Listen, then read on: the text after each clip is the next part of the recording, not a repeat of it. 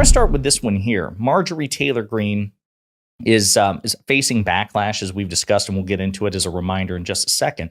But Fox News recently put out an op-ed, and it was seen everywhere, where they called her an idiot, which is true, by the way. It's a pretty accurate description. And she finally addressed it, and she did so again in a predictably whiny fashion. And you're right. Fox News called me an idiot.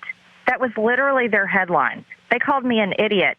But what I've done is expose what was already happening in the dark. And I think the beautiful thing about it is that Democrats have to come clean. They were controlling Mike Johnson anyways. He was giving them everything, wide open border policies, fully funded the Biden Department of Justice.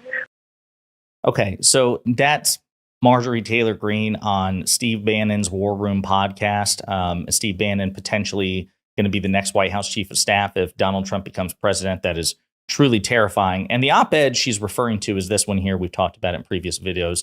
Marjorie Taylor Greene is an idiot. She's trying to wreck the GOP, and it's an op-ed written by Liz Peek. And listen, this is not a Biden shill. This is not somebody who supports Democrats or President Biden. This is somebody who is Liz Peek is a far-right Republican and Trump supporter, much like Greene herself. She just recognizes that Greene is very often an agent of chaos and doesn't understand the electoral math and the fact that she has no leverage to impose her will on Biden and the Democrats and the rest of the country. And so she's saying, listen, if you're a tried and true MAGA cultist, Marge, you're going about this the wrong way. You're actually making it more likely that Republicans lose the upcoming election, which they're favored to lose the House anyway, and so hopefully that comes to fruition. But in this very lengthy op-ed, she just rakes Marjorie Taylor Greene over the coals. And Marge is obviously very upset by this. She's wounded. Fox News calls me an idiot. No, I'm actually a genius. I'm like so smart because I'm exposing the fact that Speaker Mike Johnson, a far-right theocratic,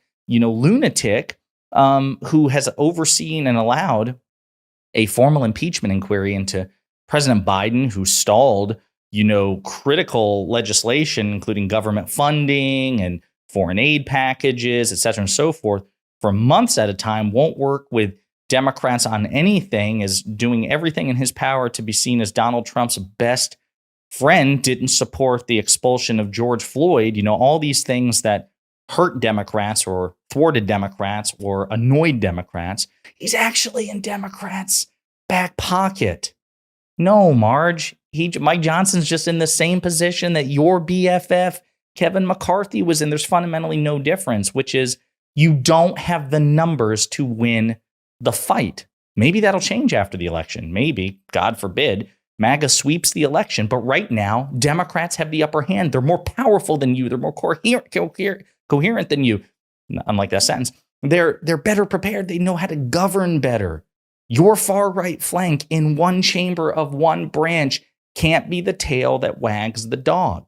What have you done? You've exposed nothing. The fact that Democrats are coming to Johnson's defense is hopefully because they have extracted meaningful concessions from Johnson that we just don't know about. Hopefully they've gotten a commitment from Johnson for X, Y, and Z in exchange for, their protection. We don't know. But based on the evidence, there's no reason to believe that Mike Johnson is in the Democrats' back pocket. The fact that he wants to keep the government funded, he's doing it to try to help you all because he recognizes that you have given President Biden, the Democrats, a gift on a silver platter, which is the message that Republicans don't know how to do anything except complain and nonsense culture war issues that they can't actually govern.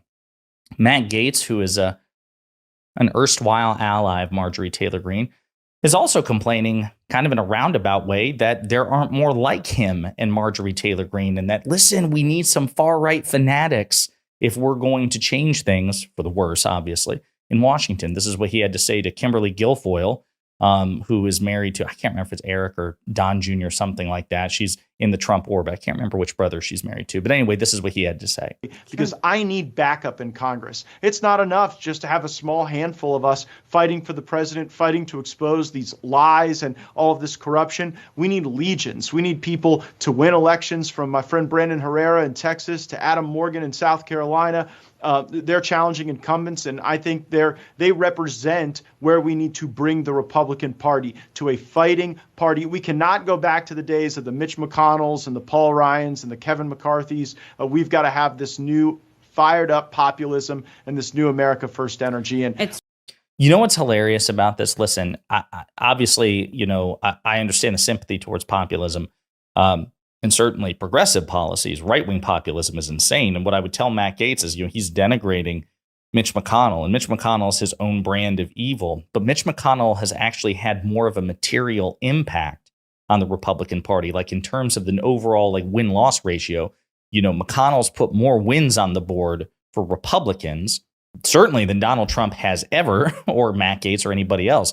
It's because of Mitch McConnell that you all have a 6-3 conservative supermajority on the Supreme Court. Well, Donald Trump appointed them. Yes, sure, he was part of the process, but any Republican in his position would have done the same thing. So it's not a unique Trump issue.